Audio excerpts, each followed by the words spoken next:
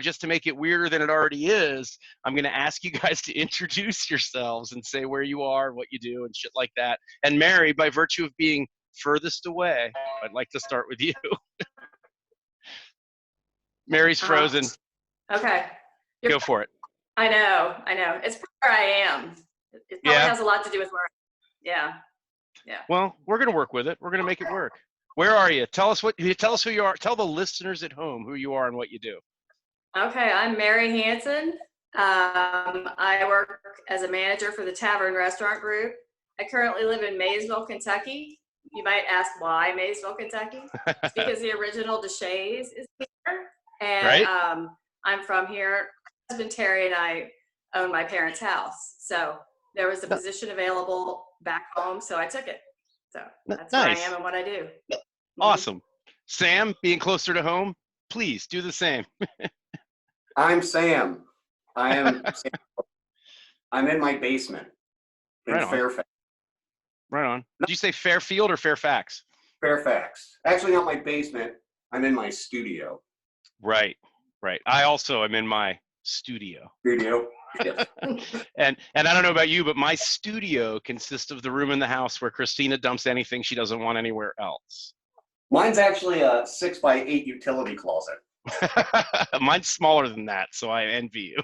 I got a playroom in here for Zumba. Right on. So Mary, Tavern Restaurant Group, DeShays, the last time you and I talked, which admittedly was a while back, you were GM in Nicholson's again. Yeah, I did that for a year. I was there until the end of January of this year. Okay. So I wasn't planning on staying there very long. It was just to kind of get them to the position where they had somebody to GM that store. So my plan was always to come back here. Right on. So yeah, I stayed here. It wasn't the same. Well, I mean, what is?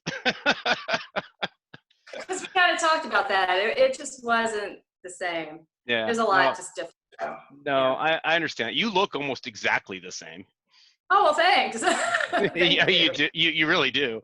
And for some reason, I don't know why, but I've always remembered your face really well. And I was 100% certain that when I finally saw you, your hair was going to be just like everywhere. I had this idea that you were going to have all this hair. I don't know why. Super gray. No. Yeah. No, so you're working DeShays down there, and you mentioned when we were trying to put this together that you were doing curbside stuff. So are you guys, I mean, obviously there's no restaurant that's recouping everything by carry out, but I mean, how's it going? How weird has it been? How difficult was the pivot? So when we closed on March the 16th, we closed at 5 p.m., reopened the next day, not really knowing what we were going to do. This particular store does a lot of really good carry out anyhow. Maybe okay. Really under 10,000 people. So, carry out's kind of big anyhow. But it's really grown. There have been some weeks where we do 50% of what we were doing open in carry out sales. Yeah. That's enough to sustain, right? I mean, or at least maintain. It's enough to sustain. We did have to furlough 85% of our staff. Ugh. So there are only six of us who still work. So, wow. We work harder and longer than we did open.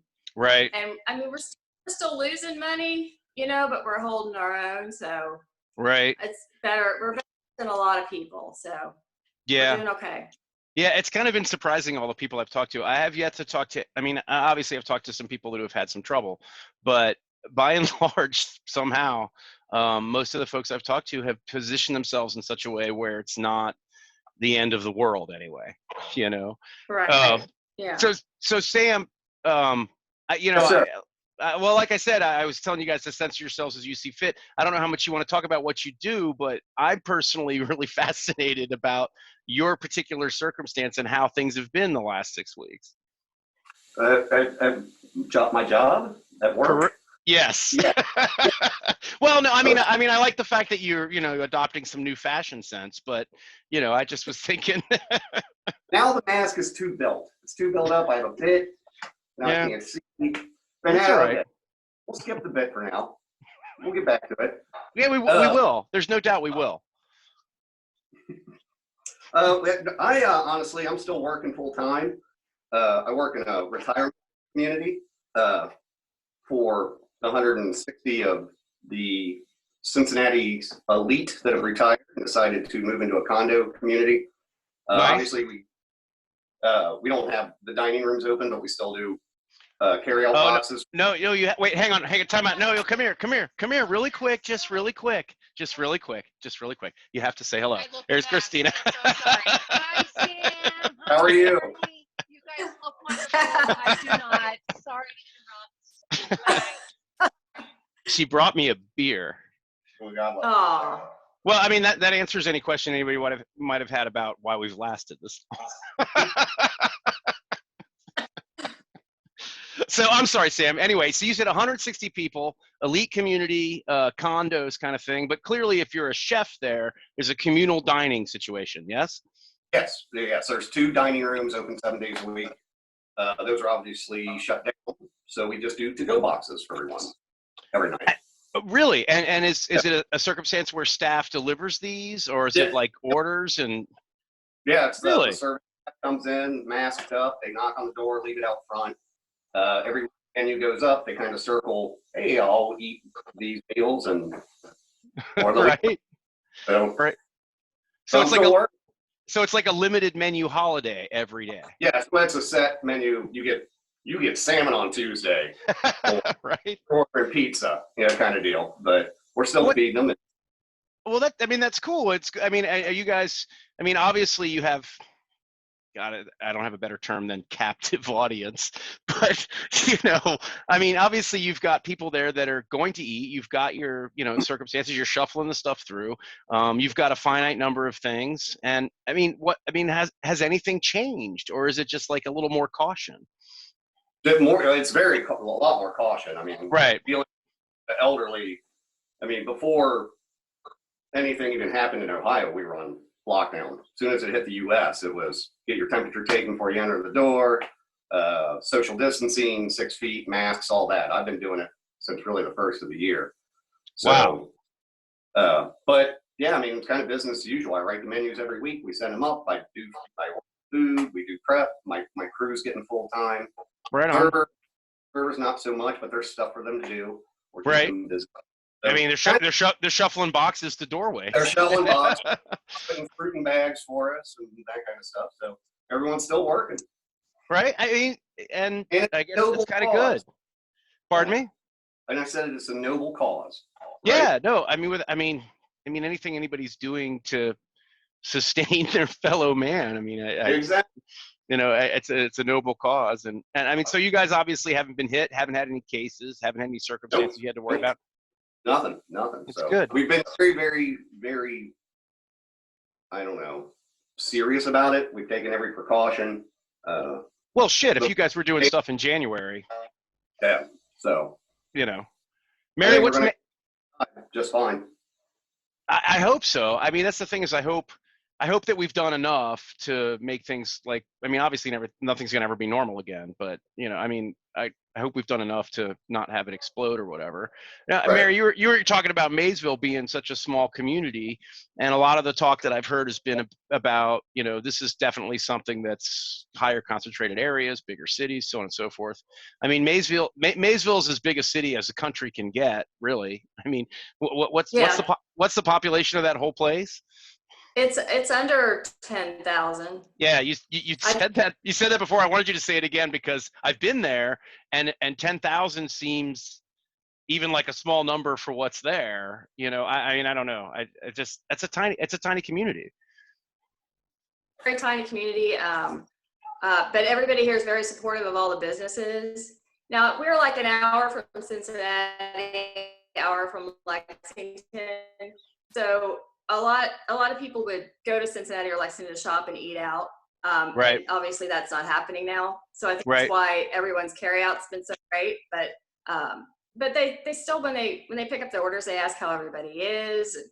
They're just very, very good to everyone. So I mean, I'm anxious to get back to normal, but I'm also a little bit. We're gonna have to keep people 6 feet away from each other. How do you do that? Especially I in a don't know. community like this, where everybody knows everybody. They're going to stop and talk to Right. people. I mean, maybe you can't talk to them, get away. So, yeah. I mean, Like everybody stand like this, the inch between the I hands know. or whatever. No, it's a tough thing to consider. I mean, I don't know everybody, but I'm a hugger. It's just like, I've told more than a few people that it's going to be very difficult not to hug them after not seeing them for 2 months or 3 months or whatever it's been. Did you guys have Maysville has a big like chocolate festival thing that happened just a couple weeks ago, didn't it? Did that actually go off? Well, no, they haven't had anything like that. There's a chocolate festival, there's an antique festival, and in the summer there's a bunch of outdoor events. Sure. There's a wine festival because we're right here on the river. There's all kinds of stuff. Yeah, it's a beautiful place. I haven't heard that they're gonna be able to do any of that stuff, so I guess we'll just have to wait and see. Nothing's really been canceled yet, but we don't know. But nothing's been confirmed. Nothing's been confirmed. Right. Right. Shit. I mean, but we're in this weird place right now where we're supposed to be transitioning into kind of getting back to some semblance of normal. And, I mean, I don't know if you guys have been paying attention, but I've been having a lot of conversations with people about all the same stuff, mainly because I find it fascinating, what other people are dealing with. But, we're at this weird place where people are taking the numbers we have now and saying, see, we don't have to quarantine anymore. But I feel like the numbers we have now are because we quarantine. I don't know. I'm not sure what's going to happen. I think that, yeah. And now we have those murder hornets too. So. Oh yeah. Well, I don't know about you guys, but I'm pretty sure I had those fuckers digging up my yard a few years ago. I don't know what they're talking about. I think they're big as cats or something. I don't know, but yeah. Small cats, I heard about those maybe. today. I know somebody said, oh, they have murder hornets, mount all of it. I'm like, whatever. Okay. Well, I mean, that comes down to the perception thing. Is it the end of the world, or is it just some kind of bullshit we have to deal with and figure out how to live through, right? I'm kind of going with the latter on that, but I guess we'll see. Yeah. Yeah, that's the fuck of the whole thing is we kind of have to. We're just going to have to see what happens, without a doubt. So, hey, Mary, I was talking about Christina with this a few days ago when you had, and by the way, Sam, Mary was very reluctant. She didn't want to do this. Yeah. I can't thank her enough.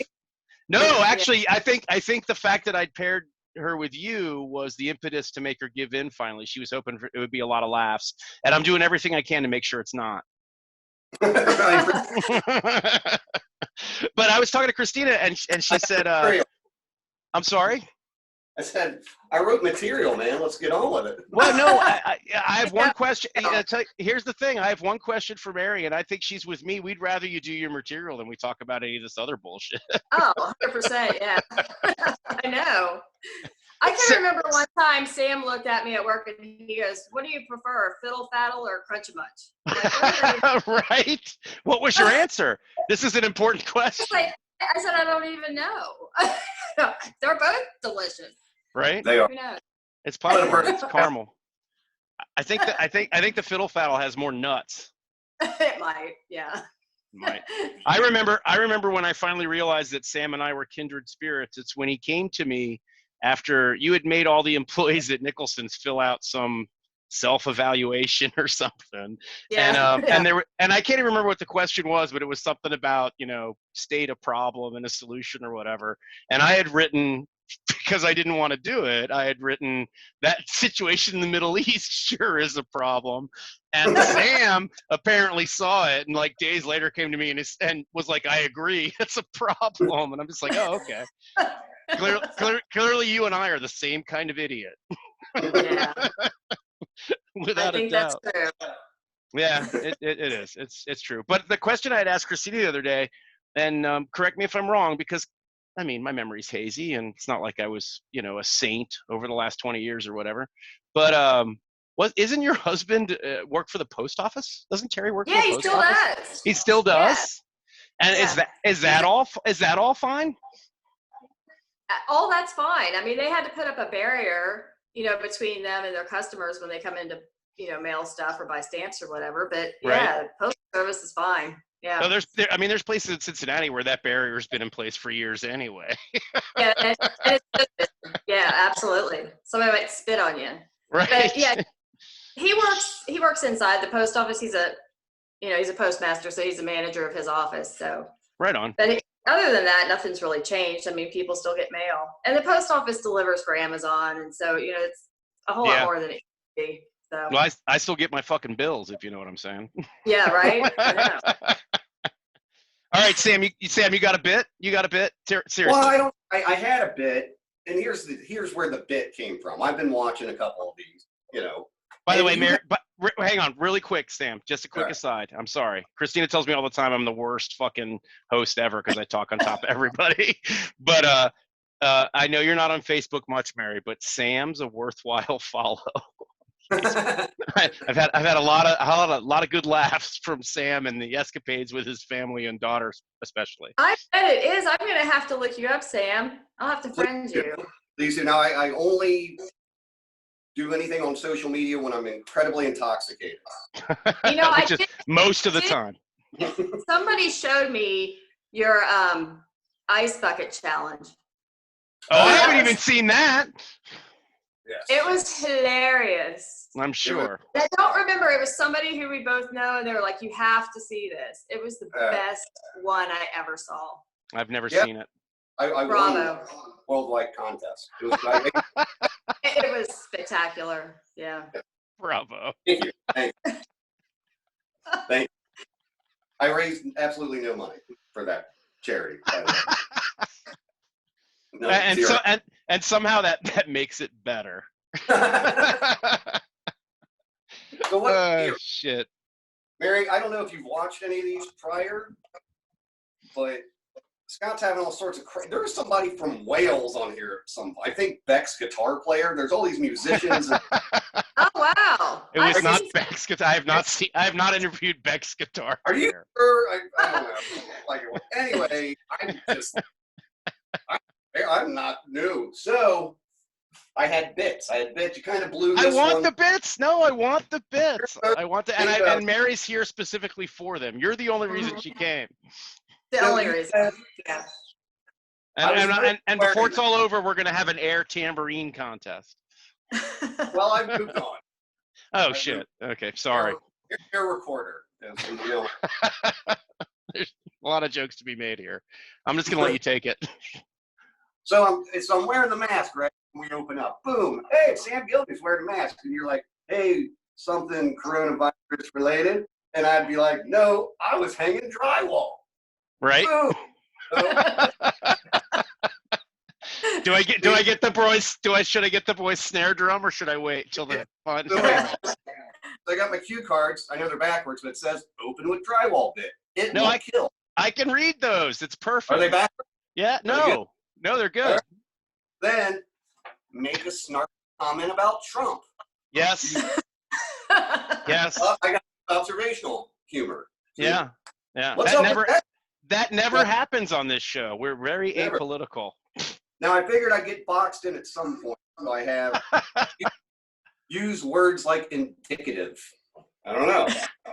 Makes me sound smart. And then this probably isn't possible, but impromptu COVID haiku. No, I'll write a haiku with you. I don't remember the pentameter. Isn't it 575? All right. Is it? I don't know. I don't really know. We could go ahead and call it the Haggerty panel haiku 575. You give me 5 syllables, I'll give you 7, and then you give me 5 more. So you know. Actually, no, wait. If it's impromptu, I think that would be indicative. The haiku would be indicative of our long-standing relationship. Indeed. I tell you what, let's give you the hard part. If Mary gives us 5 syllables, then you take 7 and I'll do 5. Mary says no? No. All right, fuck it. You guys want to talk about the virus some more? No, you guys do it. Do the haiku. I don't want a haiku. I can't do a haiku. Are you kidding me? I've been trying to learn how to do multi-track recording with people. They send me stuff and I try and add stuff to it. And I discovered something that I didn't know before, even though I should have, which is that an isolated bass track sounds like a tuned fart. It's terrible. Is this when you plug that you play music? No. That comes later. Okay. No, it's not about plugs. You know, a couple of people have asked me if there was any way I could monetize this. Would I? And the answer is, fuck yeah, I would. Well, yeah, please. That's the only. There's no way to monetize this. I'm just happy that I know people from a wide variety of places that I can talk to about all of it. Yeah, you had somebody from Wales on. Did I? Are you sure? Oh, I don't know. I had Brussels. You know, Brussels. I had Brussels and London one weekend. Yes. Yeah, that's the day you asked me to be on. I'm like, well, let's see what this is all about. And I'm like, You're like, how the fuck can I compete with that? And the answer is just like this. Just like this. It's absolutely perfect. So, shit, I don't even know where to go from here now. You know, what's funny is I had probably arguably my most famous people on just yesterday, and it was great. They were awesome, but at the end of it, I was just like, that was kind of tough. So anyway, and they're going to see this now and be like, Jesus, what's wrong with us? Nothing. You guys were great. It was unbelievable. So, without a doubt. So, Mary. Yeah. Myrrh. Diesel. Right? Yeah, I forgot. So I got a question for you. Another one that Christine and I were talking about the other day. There was a guy who worked at Nicholson's, who worked for the FBI during the week and then took all the good closing shifts behind the bar on the weekends. He's a hell of a nice guy, so it was hard to hold it against him. But do you remember his name? Because we couldn't. Are you sure it was the FBI? It was some government organization. I'm not sure. Yes, it was the IRS or something. It was Kevin Walsh. Yes! Yes! Oh, for the win. Oh, Jesus fucking Christ. And you know how I remember that? Because he was about stocking. Really emptying bottles and leaving them in the well. Yep, and it was called getting washed. Like, I was washed. Yep, it was called getting washed. Mark Hawkmuth would be like, I was washed. Yeah. You know? Well, you want to hear something bizarre? Getting washed in a bar was something I carried with me after leaving there, working multiple places. And I swear to God to you, I was at the Iron Horse out in Glendale, and somebody got screwed by an empty bottle and said, fuck, washed. And I went, really? Oh my God. So, you know, the Belmonts at J. Alexander's, there's things that get carried. People take them different places. Walsh, Kevin Walsh, thank you. Who was the young? Oh shit, I'm not gonna go doing this. Never mind. Sorry. Getting Sammed at Nicholson's meant something totally different. It did, and that was true before you worked there. Yes, indeed. Oh shit. I don't know what it meant. No, those were good days. Did either one of you guys see me and Ashley and Mike Meldon talking? Yes. Yeah, I did. You did see it? Cool. It's great. That was fun. Mike has me doing. He's got a book club, and it's like this, and people just talk about a book they've read, and I have to do it with him on Mother's Day. And God bless Mike. He actually texted me yesterday and said, "Hey, I just realized that was Mother's Day. Is this still okay?" And the answer is not really, but I'm going to do it anyway. Not really. Yeah, but we're going to do it. And we're going to talk about a book I haven't read for 20 years, and my copy I ordered hasn't come yet. So we'll see how that goes. We'll see how it goes. Yeah, without a doubt. So how are you guys positioned for this not ever ending? I'm fine. It'll end eventually, but will it? Yeah, I mean, we'll bring everybody back, and people will still be afraid to come in, and they'll still get carry out. Then eventually, I guess everything will be okay, but I don't know. Yeah. It's just, I think the whole reopening thing is scarier than what we're doing right now. I do too. I just feel like that, you know, the stability we gained by being kind of crazy about everything is more important than, I don't know. What do you think, Sam?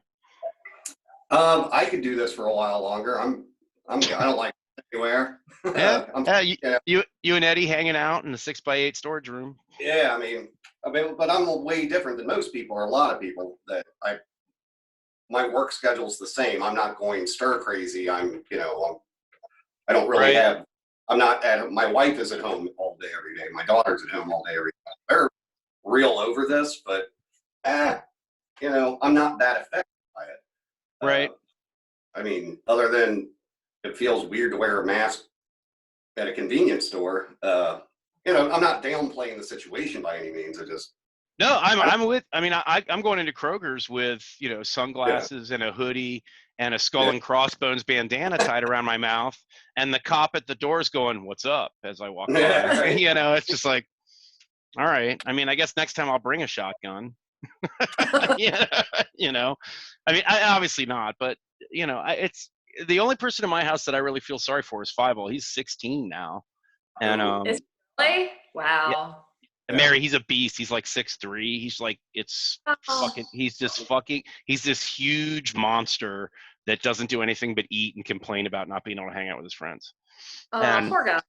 well, I mean, the thing that, I know, right? I mean, I feel for him because I can't even fathom what it would be like to be in this situation at his age, you know? Yeah. But the thing is he didn't have a huge social life to begin with. He had a handful of friends and he did stuff sporadically, but I just think when you're that age, or you know, Sam, yeah, my daughter's 11, and for her it's the same to a lesser degree, but it's just like, you know, you're at a certain age where it's difficult to fathom the seriousness of it and to understand why everything's so boring. It's really what it comes down to.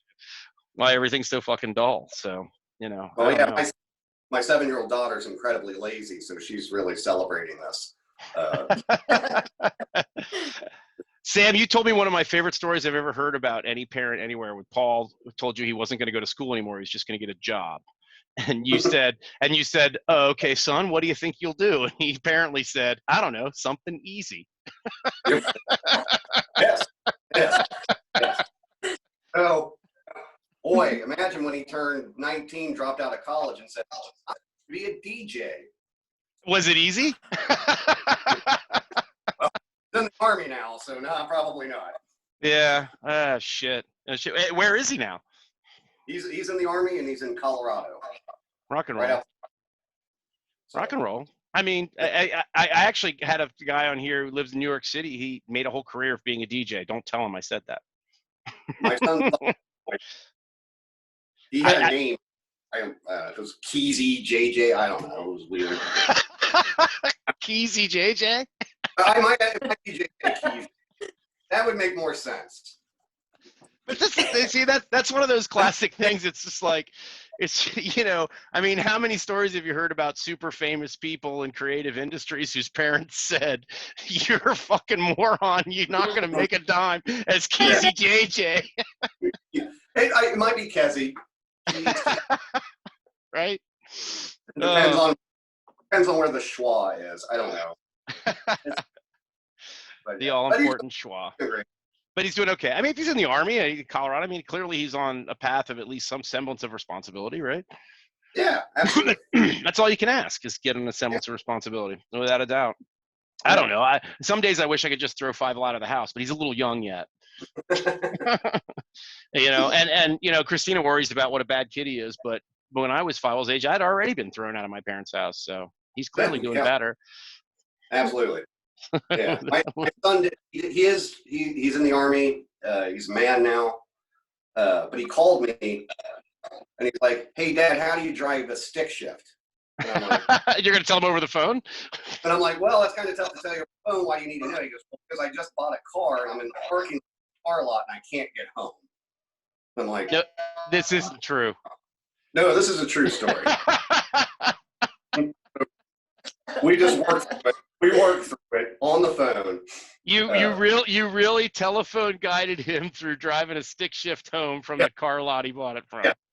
Apparently, he did not test drive the car. He just like no, apparently not. Did it have a killer stereo? Yes, I don't. It must have been purple. I don't know. I'm stereotyping DJs now. Shouldn't do that. I shouldn't. Yeah, I have no doubt in my mind there's going to be a lot of comments on the Facebook post that says, yeah, oh, really, Sam Gillivan? Every DJ's into a purple car? Yeah, right, whatever. You know, you've just made it so you could never run for public office.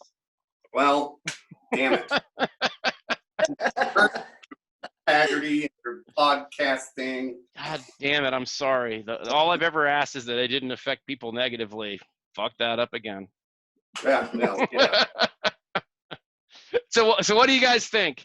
And here's the thing: I do this to everybody that I have on here. I ask them to make some kind of prediction, and every single person definitely peppers it with the "I have no idea."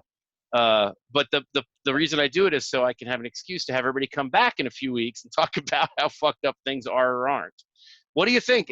Mary, you mentioned that you think this reopening thing might be a little. You cut out. I didn't hear what you said.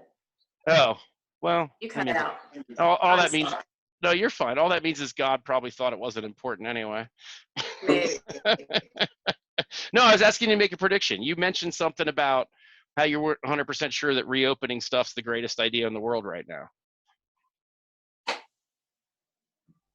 Yeah. I feel real comfortable with the way things are going right now. And maybe a lot of it's just selfish. I don't know. Because, the staff's pretty high maintenance and we don't have drama right now. And I like that. So them coming back, things have changed. We've cleaned some stuff up. It's just kind of stressful to think about it. I mean, yeah. I think everybody will eventually be glad to be back to work because I'm sure they're bored, but I have not been bored. I've been very busy during this whole thing. So sure. I've been working full time. The board, I don't understand. My guess is there's going to be some people that'll be happy to get back to work because they're broke. You would think so, but apparently they're making pretty good money laid off. I don't know. The unemployment's somehow better.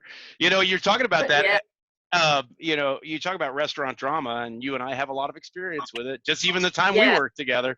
And how's that going to be when you've got circumstances where everybody's station has to be half as many people as it was before, and your staff is going to be half as many people as it was before, and things are going to be more of a premium, and there's going to be more of a pecking order. Yeah, I mean, I worry about that. We're not going to be able to staff. We're not going to be able to bring a whole crew in on a Friday night. No. There won't be any tables. So maybe some of them, I don't know, maybe some of them will have to stay furloughed for a while. I don't know. Yeah. Well, I think we could bring the whole, I don't know. They say that the governor of Kentucky said he's going to make an announcement about restaurants on Thursday. But it's not going to be in May. It'll be sometime in June. And it'll be very maybe 25, 50% at the most capacity, but I just don't know how that's going to work. So. Right. How to space it out. That's the other thing too, is that whole thought process. I mean, there's so many restaurants that, the Tavern Group obviously is big enough that they might be able to survive some of these, adherence to things business. That was a clunky sentence, but you know what I mean? But there's a lot of restaurants out there that, even if they can reopen, 50% capacity isn't going to cut it. It's not going to cut it for any of us, I don't think. Yeah. It's really not. Yeah. What you guys are going to have to do is you're going to have to wish and hope for some kind of scenario where you get, where the 50% somehow, what's the word I'm looking for, enhances or otherwise doubles up on the carry. The carry out has to stay the same, and then you have to get more from the walk-in stuff. But the thing is, they're going to cut into each other. I just don't see how it's going to work. It's going to be rough. Yeah, it is. Well, like I said, we were used to having a lot of carry out at this particular store anyway. So we'll make it work. But I just don't see us having a huge demand for dine-in, especially if you have to sit 6 feet away from other people and you have to wear a mask. Masks and gloves, right, at a restaurant. Why would anyone want to do that, really? That doesn't sound like fun. I don't want to sit in a dining room and look at a server with a mask on. I just, that doesn't sound like fun. Right, with a mask on and one of those comedy arm things to drop your food at your table. I don't know. That's one of the things that I think is going to change forever. I think the way people buy food that's not prepared at home is going to be different than it was, and it's not. And I don't think it's going to be as simple as just we're delivery servicing and picking up carry out. I think you're going to see things like large properties, dining properties that reduce to nothing more than a window. you know, and they survive by cutting down on their overhead and things like that. And I think we're going to see a lot of we're going to see the takeaway dining business become something that's a lot more diversified than it is now. I think. I don't know. Now, Obviously, do you think I don't know. due to the virus or the hornets? I think it's going to be a combination of the hornets with the virus. The murder hornets. Yeah. I think what's going to happen is the murder hornets are going to join one of these Liberate Michigan groups, and then, you know, they're all going to fly around with the fuck Trump on one side and make America great again on the other, and they're going to sting both Democrat and Republican politicians to death on national news. I'm personally excited for our future. Then this is exciting stuff. I mean, it's more interesting. That's the thing, is when I first started this thing, I started asking people, I mean, what do you see? Do you see kind of things fizzling out and everybody saying, look what bullshit that was? Or do you see the zombie apocalypse? You know, and obviously people are somewhere in the middle. But, I mean, part of me almost wishes it would be as crazy as murder hornets killing people on street corners. Right. I don't know. I'm 2 months I'm 2 months into the zombie apocalypse. I haven't seen a zombie. So. I know. Well, you haven't been watching the right news. Exactly. Out front mowing the lawn, like, Frank, you see a zombie? No zombies. No, I sure don't. Well, that's the thing, is that people haven't seen zombies, but I'm still hearing stories about people getting shot over some, I don't know. Well, the guy that got shot for telling somebody to wear a mask, and then the other guy that got shot because his neighbor wouldn't give him a frozen pizza or some shit. I mean, so social unrest in this country is I mean, it can't help but be absurd. Right. I don't trust anyone. Yeah. Well, they don't trust you either. Not even you. I trust you, Sam. If you came over to the house and stood in the front lawn and we smoked cigarettes from 10 feet, that'd probably be all right. Where are you at? What you doing? What are you doing? I'll be out on the porch for the next hour and a half. You know what's funny is I actually have this kind of sinus infection thing. I'm not congested or anything, but this side of my face feels like someone's hitting me with a hammer, and has for like 5 days. And it makes it hard for me to talk. And I find that if I drink enough, I can get through anything. Yes, me too, with the sinus. Yes, that is why sinuses. Right? So, Mary, you got 6 people at Deshays doing carry-out curbside service all day. Do you guys start drinking before or after 2 p.m.?